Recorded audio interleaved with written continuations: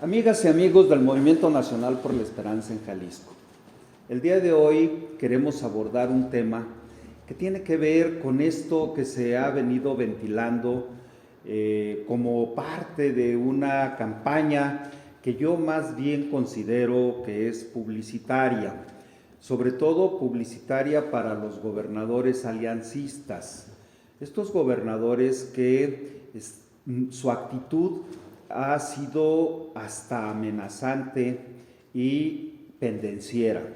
Y en esto queremos nosotros, tanto mi compañera Sonia Gutiérrez como un servidor Gabino Berumen Cervantes, pues hacer algunas acotaciones de lo que nosotros consideramos es de vital importancia que la ciudadanía, que todos aquellos ciudadanos interesados en conocer todos los procesos que se pueden ventilar en la federación y en el estado, pues deban de ser abordados con una nitidez y una claridad meridiana en la cual todos podamos decir, tiene razón el presidente de la República, tiene razón el gobernador del estado, no tiene razón ni uno ni otro, pero tendremos que hacer un análisis muy crítico, muy bien direccionado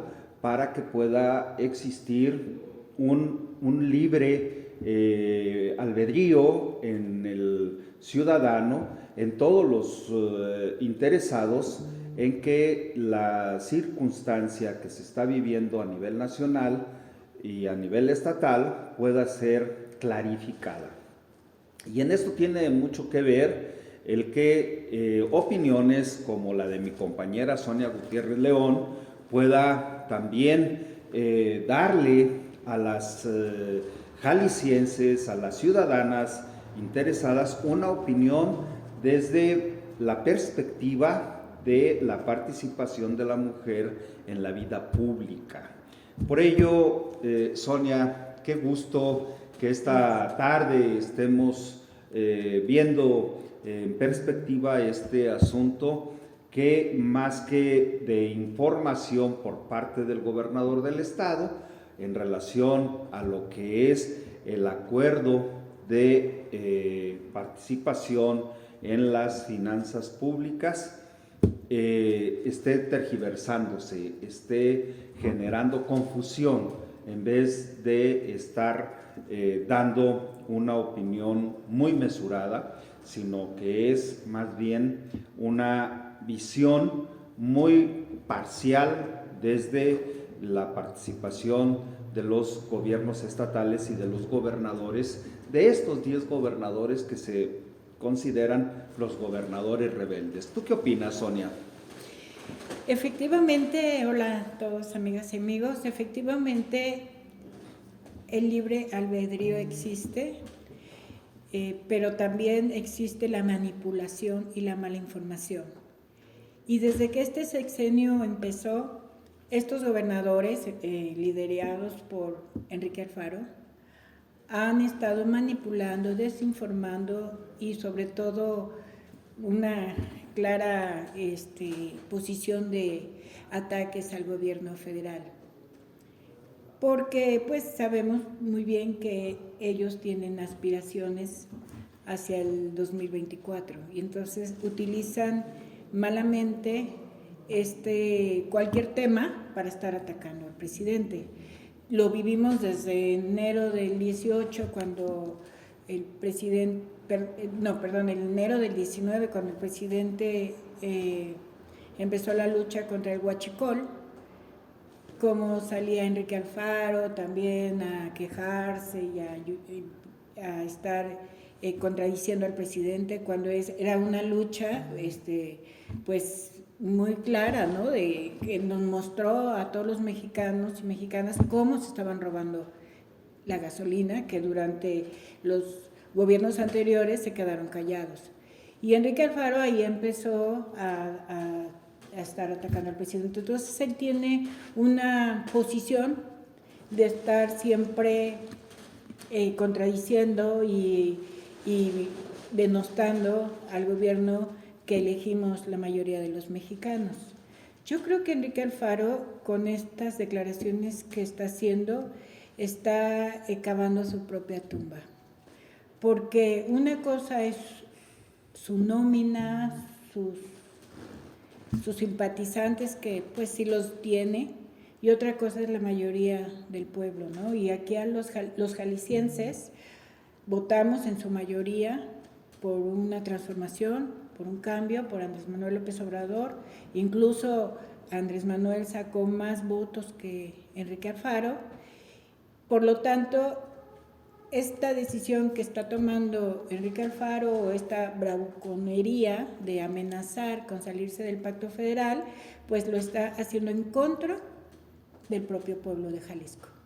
Efectivamente, qué bueno que haces mención a ese aspecto, porque yo me quiero remitir, como se ha venido destacando a través de las mañaneras con el presidente de la República y con el propio secretario de Hacienda, que estos gobernadores que se denominan aliancistas, pues están en contra de una iniciativa que tiene vigencia desde el 2007 y que fue el propio Felipe Calderón el que manda esta iniciativa, precisamente una iniciativa de decreto por el que se reforma, adicionan, derogan y abrogan diversas disposiciones fiscales para fortalecer el federalismo fiscal. Y esta circunstancia de haber enviado esta iniciativa precisamente se da el día 20 de junio del 2007. Y bueno, uno de los aspectos, fíjense nada más la paradoja en lo que hoy están inmersos estos gobernadores rebeldes. En aquel tiempo, esa iniciativa del presidente, que todo mundo sabemos cómo empezó a lograr legitimidad por cómo llegó a la presidencia de la República, pues empezó a tratar de darles mayores recursos a los gobernadores, así como lo hizo el propio Vicente Fox.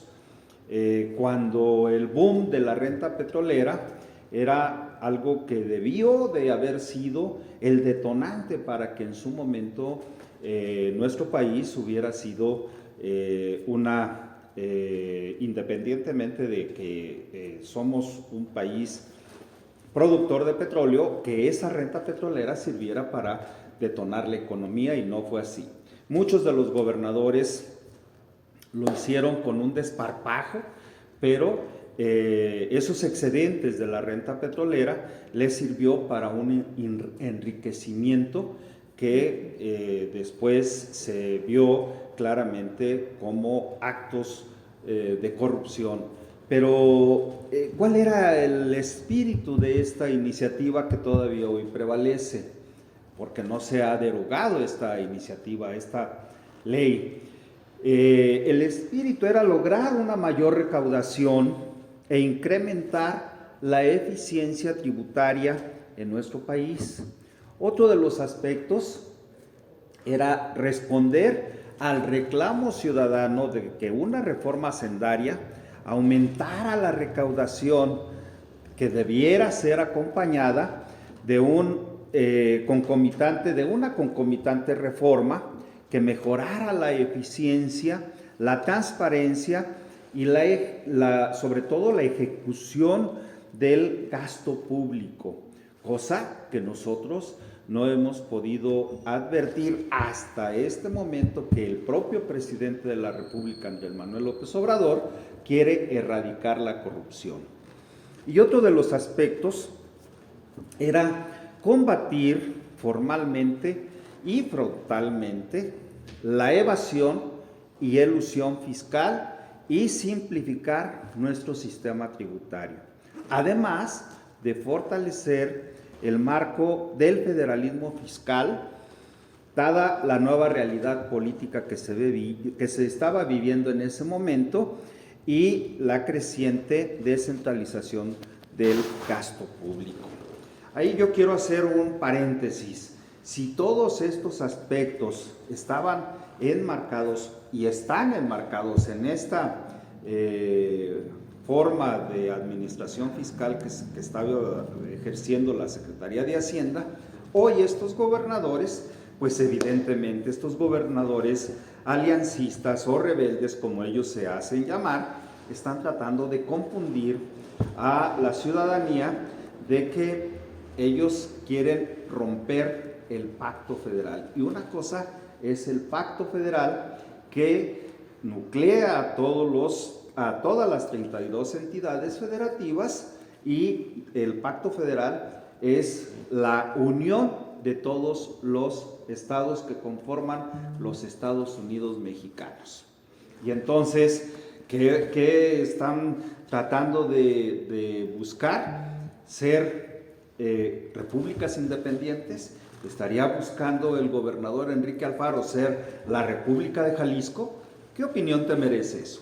Pues seguramente, conociéndolo, él quiere que se le nombre Enrique Alfaro I, o Lord Alfaro, o tal vez el rey de Jalisco. A veces el ego en los políticos lo lleva a hacer muchos disparates y no entienden la responsabilidad tan grande que tienen de conducir a todo un pueblo, a toda una sociedad. Ellos están manipulando la información a su conveniencia, porque el presidente lo ha dicho una y otra vez: no les debemos nada, ya les pagamos sus recursos, incluso por adelantado por la cuestión del COVID. Sin embargo, pues en una clara posición de electoral, de que ellos quieren mermar la fuerza de Morena, están en este manipuleo de la información. Pero ya la sociedad, profesor, la sociedad ya está despierta, ya no les cree. Yo creo que a Alfaro le va a salir el tiro por la culata, porque ya la sociedad, yo lo escucho, ¿no? En el mercado, en los taxis, en los Uber, con quien platique, hay una inconformidad y un enojo muy grande hacia el gobernador. Y es una lástima, porque el gobernador antes, cuando copiaba todas las políticas públicas, que ya lo he dicho varias veces, del presidente de la República, pues era un gobernador medianamente, un político medianamente aceptado. Pero desde que se confrontó abiertamente y a sus espaldas, porque delante de él no lo hace. Pero ningún gobernador, cuando ha ido el presidente a los estados de estos gobernadores aliancistas, se muestran totalmente diferentes. Sí. Y cuando ellos se confrontan con el presidente, pues piensan que la gente los va a aplaudir o les va a gritar loas, ¿no? Y yo creo que es un efecto totalmente contrario. ¿Por qué? Porque nos están llevando a los jaliscienses, en el caso de Jalisco, a una incertidumbre de qué va a pasar, qué vamos a vivir, ¿no? Ya ahorita, un poquito cambiando el tema, con lo del toque de queda, pues él está manifestando su autoridad, su autoritarismo, de decir: aquí se hace lo que yo digo y lo que mando yo, ¿no? Si la sociedad logra leer la conducta del gobernador, va a haber un rechazo total y absoluto en el 2021 hacia el partido que él representa, que es Movimiento Ciudadano, con sus aliados, que es el PAN, sus aliados abiertos, ¿no? que es el PAN. Esto yo diría, como mujer de izquierda, como simpatizante del presidente y de su partido, yo diría que nos conviene. Pero también no se vale, profesor, que esté creando esta polarización, esta desinformación se me hace muy mezquina, muy maquiavélica, y yo invito a toda la sociedad a que se informe realmente cuánto es lo que Jalisco genera en la recaudación y cuánto es lo que se le regresa. Que se informen de primera mano para que no se dejen engañar. Eso es lo que yo invitaría, y que tengamos muchos foros para hablar sobre el tema. Qué bueno que estamos iniciando con esta charla para ir viendo que va a dar para más, va a dar para invitar especialistas en la materia económica para que nos aclaren todas estas incógnitas que producto de esta desinformación nos quieran llevar a que creamos, estemos siempre en la imaginaria o en el imaginario de que el gobernador de Jalisco tiene la verdad absoluta con relación a este tema hacendario. También hay que destacar que producto de esta baja de la economía nacional, esta baja recaudación que probablemente no se vea incrementada porque todavía hay quienes evaden impuestos, quienes eluden estos impuestos, entonces que la recaudación todavía no pueda tener una estandarización de ser dentro de los parámetros de los países que tienen una mejor recaudación y por lo tanto una mejor distribución fiscal. En ese sentido, pues nosotros podemos advertir que el problema no es propio de nuestro país, sino que es también producto de una pandemia mundial que ha desacelerado la economía de los países, que ha frenado el propio desarrollo social y económico de los propios países que se han visto con mayor afectación. Pero hay también algo que nosotros debemos de tomar en consideración. Nos estamos recuperando en cuanto a la producción petrolera. Ahorita el barril del petróleo pues ronda poco más de los 34, 35 dólares, cuando en el sexenio del presidente Vicente Fox rondaba arriba de los 100 dólares. Entonces tiene que haber una regulación económica en general y puede eso advertirse que hay cambiantes equilibrios en la economía y sobre todo en las cuestiones de los equilibrios políticos y las propias realidades económicas y sociales que prevalecen en nuestro país y que nosotros debemos de estar conscientes de ello. Mientras que el propio gobierno de la República se está apretando el cinturón, nosotros vemos que aquí hubo un gasto desmedido hasta en la compra de vehículos de lujo para los funcionarios de primer nivel.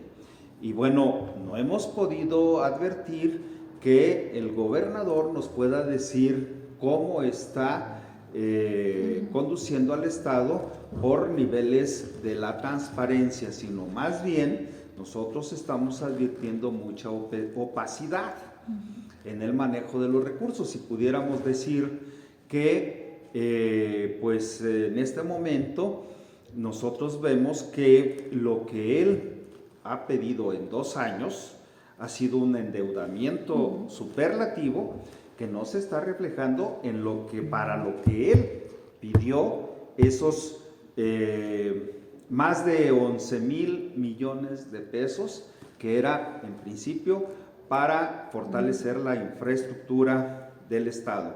Y en estos otros, este último, de los 6,200 millones de pesos para fortalecer la productividad y no se ha visto nada de ello. Entonces, yo creo que ahí tenemos que puntualizar también los asuntos.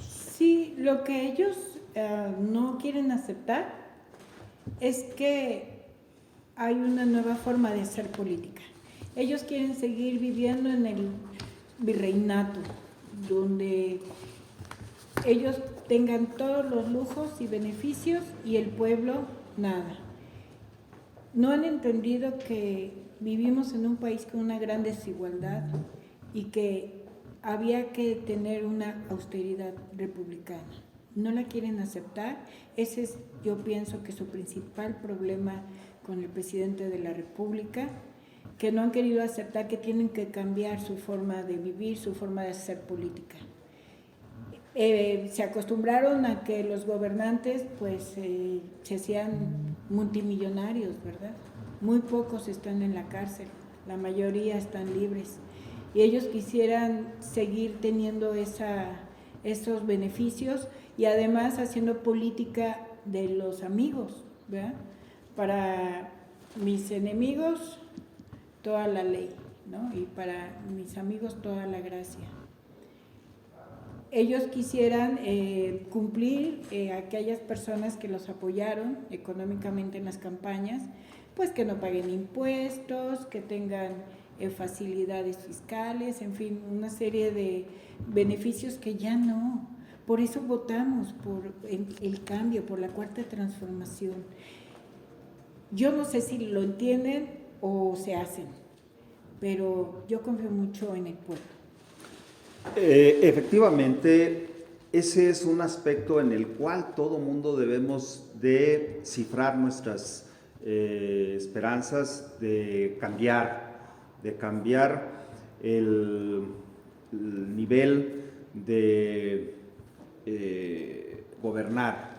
Y yo quiero hacer mención de lo que el presidente de la República, licenciado Andrés Manuel López Obrador, ha mencionado en reiteradas ocasiones de hay que mandar obedeciendo. En principio porque el pueblo es el que manda. Entonces, el término de mandatario, primer mandatario, como se le decía en aquellas épocas del partido único, el que todo lo podía, se le denominaba el primer mandatario. No, el término de mandatario es el que debe de estar ejerciendo el poder, obedeciendo. Él es mandado, él es el mandadero del pueblo. Y el presidente Andrés Manuel López Obrador lo ha entendido así, con esa literalidad de ser el que esté mandando, obedeciendo al pueblo. ¿Y qué ha sucedido en el caso de Jalisco? En el caso de Jalisco, el propio gobernador Enrique Alfaro envió una iniciativa de ley que fue aprobada, y esta iniciativa de ley es la del sistema de participación ciudadana y popular para la gobernanza.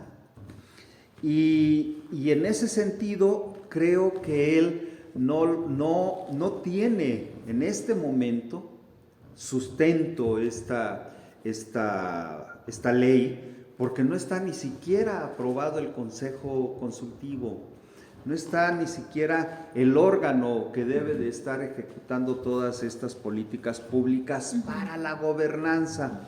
Y fíjense ustedes cómo puede ser este asunto paradójico.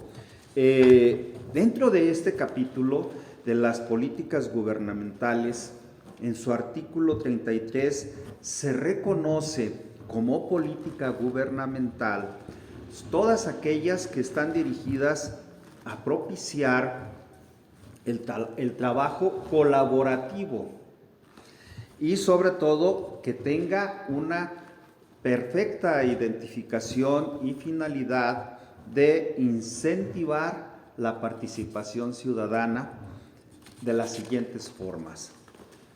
el plebiscito, el referéndum, la revocación de mandato. Es muy importante. Es muy importante. ¿Qué ha dicho el presidente de la República? A la hora que diga, yo me voy. El pueblo manda. El pueblo manda. Si el pueblo dice, ya no me sirves, literalmente me voy a Palenque, Chiapas, ¿no? Así lo ha dicho. Y desde que yo recuerdo, a partir de este gobierno y que se instauró esta ley de participación ciudadana para la gobernanza del estado de Jalisco, el gobernador no ha dicho nada en relación a lo de la revocación de mandato. Así es. Entonces, ¿qué se está tramando ahí? Que nada más quede establecido en una ley para que no se cumpla. Cuando le conviene, nada más. Entonces, el asunto de los aspectos que tienen que ver con los asuntos que acabo de referir, a mí me debe de llamar la atención lo que quedó explícito en esta ley para la gobernanza, la ratificación constitucional. Y en su artículo 51 de esta ley señala que la ratificación constitucional es el mecanismo de participación mediante el cual la ciudadanía puede validar o derogar una reforma a la Constitución política del Estado de Jalisco. Entonces, ¿qué es lo que a nosotros nos debe de llamar poderosamente la atención? De que todo lo que esté inscrito dentro del marco constitucional se debe de cumplir. Y eso, desde luego, si nosotros hablamos de iniciativas ciudadanas, bueno, que se contemple dentro de este marco constitucional, que si hay el asunto de la ratificación de mandato, también que se maneje dentro de estos parámetros de la Constitución Política del Estado de Jalisco. Pero también que si hay un asunto que tiene que ver con lo que para nosotros es un requisito sine qua non de un gobernante que esté cumpliendo, que se quede, pero que también, si no está cumpliendo, pues que se vaya. Y en ese sentido, creo que la revocación del mandato es el mecanismo mediante el cual definitivamente las y los ciudadanos puedan decidir que un servidor público de elección popular concluya anticipadamente su ejercicio para el cual fue electo. Entonces, si el gobernador del estado pone en práctica este asunto de lo que es una norma constitucional, que se aplique. Pues sí, pero le tuvo que decir el presidente, pues hace una consulta popular, porque él ya estaba decidiendo por las y los jaliscienses. El presidente le dijo, bueno, está en su derecho, si se quiere salir del pacto federal, están en su derecho, pero pregúntenle a la gente, consulten a la gente. Le tuvo que corregir la página. Alfaro, en su doble discurso, ahí me parece que en el Instituto Cabañas, reunió a toda su nómina, a bastante gente. Digo doble discurso porque por un lado está muy preocupado por el COVID y por otro lado hace una reunión masiva y a mano alzada pregunta si quiere la gente que se salgan del pacto federal y pues su nómina obviamente pues alzó la mano, ¿no? Eso no es una consulta popular, ni representa nada. El presidente le dijo, consulten a la gente, pero yo creo que ahí pues se la va a pensar dos veces, porque ya corren las propuestas de que cuando pregunten si el jalisciense se quiere salir del pacto federal, van a contestar que no, que quieren que se vaya Alfaro. Esto nos da pie para que nosotros estemos socializando este tema con quienes están dentro del Movimiento Nacional por la Esperanza en Jalisco, y sobre todo para que puedan en un momento dado también socializarlo con sus familiares, con sus vecinos, con gente cercana, con quienes todos contemporicemos que hay una ley precisamente del sistema de participación ciudadana y sobre todo que tiene un objetivo, la gobernanza, y la gobernanza significa que en ella esté contemplada la opinión pública. Entonces creo que nos va a dar para mucha cuerda, y en sesiones posteriores estaremos invitando especialistas para que hablemos del tema, sobre todo del acuerdo fiscal que se firmó en el 2007 y que hoy mismo el presidente de la República mencionó que por supuesto que está dispuesto a que se revise este acuerdo fiscal. Entonces, que se revise, pero en un marco en donde todo mundo esté haciendo, esté también ponderando las circunstancias de que todos los estados merecen un trato igualitario para que pueda haber un desarrollo generalizado en todo el país, y no nada más para los que dicen eufemísticamente, como los jaliscienses o los del estado de Nuevo León, que son los que mayor aportan a la federación. Entonces, vamos a tener oportunidad. Sí, va a ser muy interesante escuchar otras voces y que realmente se muestre cuánto es lo que aportan estos estados. Yo creo que hoy en día son tiempos de solidaridad. Estamos viviendo tiempos muy difíciles y tenemos que ser solidarios. Y esta posición de estos gobernadores, es decir, a mí me importa mi estado y los demás no me importan. Y pues no sentirse ya ni mexicanos, ¿verdad? Yo creo que quisieran ya ser parte de la Unión Americana o no sé.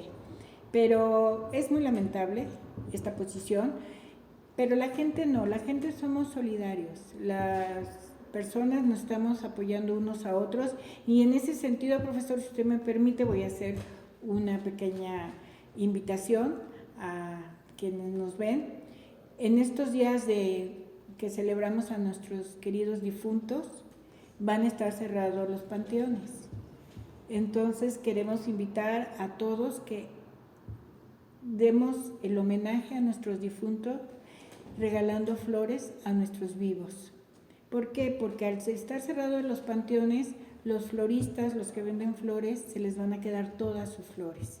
Y ahorita nos tenemos que ayudar unos a otros. Entonces es un buen momento para, recordando a la mamá, al hermano, al hijo, al abuelo, al amigo que se nos haya ido, regalarle flores a quienes están vivos, a quienes nos recuerdan a esas personas, a quienes representan la vida. Es una invitación. Qué maravilla, porque aquí me hace recordar lo que siempre se debe de materializar en vida, hermano, en vida. Así es. Y desde luego con un sentimiento profundo de espiritualidad, reconocer que también quienes se nos han adelantado en este camino, tenemos que recordarlos siempre desde la entraña misma, pero desde nuestro centro cardíaco, desde nuestro corazón. Sí. Entonces, gracias por esa invitación, y yo con ello quiero cerrar con esta reflexión de que efectivamente nosotros requerimos de un espíritu solidario, de un espíritu que nos conmueva y que nos conduela de que hoy más que nunca debemos de ser extraordinariamente fraternos. Y en ese sentido, creo que el esfuerzo que se está haciendo desde la Presidencia de la República para estar dentro de un marco de austeridad republicana y de vivir con decoro dentro del rango de que el gobernante debe de vivir en la justa medianía, no en la opulencia, porque eso es lo que se debe de diferenciar de la opulencia y de la indigencia, que debe de haber igualdad en todos los órdenes y sobre todo porque somos humanos y nos merecemos un respeto absoluto. Por el día de hoy nos sentimos muy complacidos de haber compartido estas reflexiones, mi compañera Sonia Gutiérrez León y su servidor Gabino Berumen, para todos aquellos que nos siguen en el Movimiento Nacional por la Esperanza, y la invitación a que nos vean a través de nuestros canales de Facebook y de YouTube, y que puedan ustedes también mandarnos a través de nuestras formas de comunicación que están en nuestras redes sociales, y que podamos retroalimentarnos de sus valiosas opiniones. Por el día de hoy, muchísimas gracias y les enviamos un saludo muy fraterno a todos los que nos ven y nos hacen el favor de seguirnos. Muchas gracias, buenas tardes.